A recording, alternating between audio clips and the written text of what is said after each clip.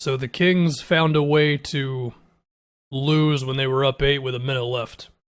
Let's go over this. I have to use this jank-looking website. It's streamable off of Reddit, but anyway. Let's get the full picture. So, legit a minute left. The Hornets are bringing a whole bunch of defenders. We got Rashawn to Bagley. Could have been a foul, but he did go straight up with it. And then we have a Rozier open 3 who has been really, really good lately. So we had 2 missed free throws from Fox. And Bagley didn't exactly help things out either by missing both of his as well. Alright, so now 5-point game, 35 seconds left.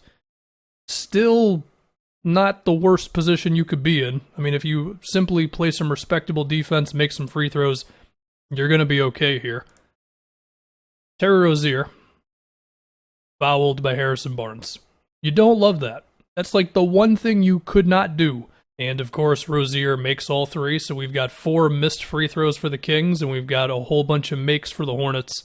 We got Fox. What's the play? We got Buddy Hield, who's hurt, so that doesn't help. 2 defenders on Fox. Good play.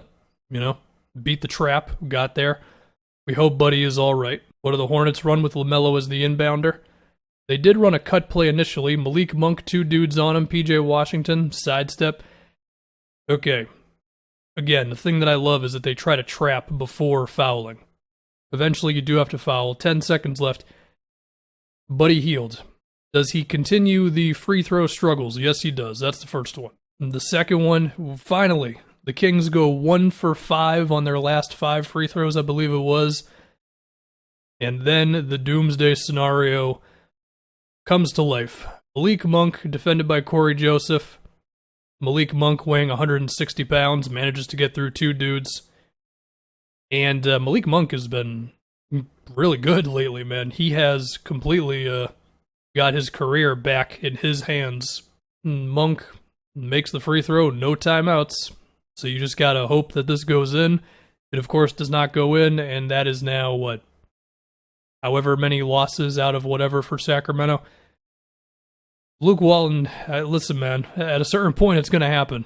Unbelievable sequence, inexcusable by Fox, Bagley, Hield to go 1 for 6. Was it 1 for 6? Oh, I can't count. Literally a team effort. Barnes fouled Rozier. Holmes gave up the end. Yeah, it was. Everybody chipped in. This is what happens when Halliburton is hurt. The team just falls apart. The Knicks finish February with a record of 9-5, their first winning month since 2017. The fact that Tibbs was unemployed last year is a joke. Yeah, there was definitely questions about whether Tibbs could still be good. I went back and watched the video that I made when the Knicks hired Tibbs. I didn't dismiss it, but I certainly wasn't doing backflips. Curry jumps into Schroeder, shooting a 3 and hits him in the face. Foul was called on Schroeder. Let's see this one. Let's see why the NBA is worse than it was 40 years ago. I mean, yeah, this isn't good. This should be an offensive foul. I agree, 100%. Richard Jefferson is a great announcer. He's funny. He's not old. Being a former player provides a lot of good insight. My second favorite announcer, apart from Breen. Didn't he say something super sus last night? I know Doris Burke did. When I talk, Commissioner Silver listens. JK, I'm sorry, Mr. Silver. All right, he's a memer. I agree, Richard Jefferson's good. Giannis drops the hammer to put the Bucks up 3. They had Giannis in some kind of good sets last night. There were a few lobs off of inbounds that were good.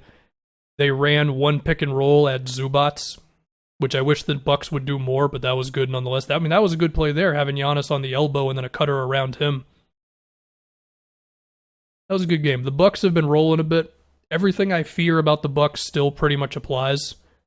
But regular season-wise, yeah, they're going to be really good. Here's the sus thing Doris Burke said. Oh, can I play this, though? Because it's copyright? I don't know.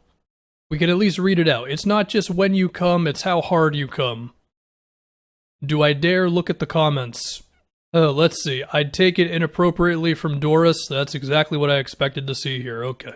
With the month of February concluding last night, LaMelo Ball, 20 points, 6 boards, 7 assists. I assume that's how that is. With really, really good shooting splits. Yeah, I mean, look, I love Tyrese Halliburton. I do. But I think LaMelo has taken the Rookie of the Year thing. I mean, we'll see as the year goes. And honestly, LaMelo has, I don't want to say quietly, but he has quickly inserted himself into the best young players in the league conversation. I mean, is he on the level of Zion or Luka or Trae Young or Tatum or Karl Anthony Towns? I think he's on that trajectory, yeah. Draymond Green led the league in assists in February with 149, averaging 10 assists per game. He certainly makes a difference. No doubt. Costas Antetokounmpo posterizes Juan Toscano Anderson off a missed free throw. If you saw this play live, then kudos to you, because this is a blowout and then some. Wait, did I just miss it? I wasn't paying attention in the 1 second. Let me see this again. Oh, okay, that was pretty good. Last time the Knicks were 18-17, they went to the finals. Cool. Giannis with a massive rejection on a Zubac's dunk attempt. I did see this one. I quickly started watching WandaVision after this game was over. But I did see this game to the end, because it was entertaining. PJ Washington, 42 points, whole bunch of numbers. Yeah, my question with Washington is if he's just going to start chucking threes. Like, I think 8 attempts a game would be a really good goal for him. LeBron drills the deep three to beat the first half buzzer. Again, I didn't watch this game at all. I have not seen any of this. Very cool. LeBron's ability to look like an amazing shooter and then a bad shooter within the same 5 minutes, pretty impressive. Oh, Thinking Basketball had a new video. They're the best NBA YouTube channel. Forget about me. It's these guys. Or this guy. Oh, we got a Celtics thing. This sequence, this like last sequence for the Celtics in this Wizards game, it was a beautiful showing by Brad Stevens. It was great. I loved all of it. The play here, which admittingly, spacing could have been a little better on that side of the floor. I will say that. But it got Tatum a post up with barely anybody around him, because everybody had to track back. And you could honestly say Tatum took a little too long to make his move, but that was great. The fact that they trapped on the inbound rather than just fouled the Wizards right away was great. The play before this to get Tatum a layup where he started in the backcourt was great. The Suns finish February with a 12-3 record with more February wins than the last 5 years combined. I just realized I haven't actually done a video on the Suns. I've talked about them a lot on Twitter. And I think they're really good, and I think they can definitely be a difference maker in the playoffs. And I haven't made a video. It's very, I don't know, that one slipped through the cracks somehow. Now it's too late. Like now, I mean, I could do a video still. I guess nothing really stopping me. All right, we'll end on this. Donovan Mitchell answering a question about dealing with critics such as Shaq. He only cares about what his teammates say, and then Joe Ingles roasts him because that's what Joe Ingles does. The only opinions I care about are the guys in the locker room. You can say whatever, but at the end of the day, I'm trying to find ways to I don't think you're a superstar. That's fair. Yeah,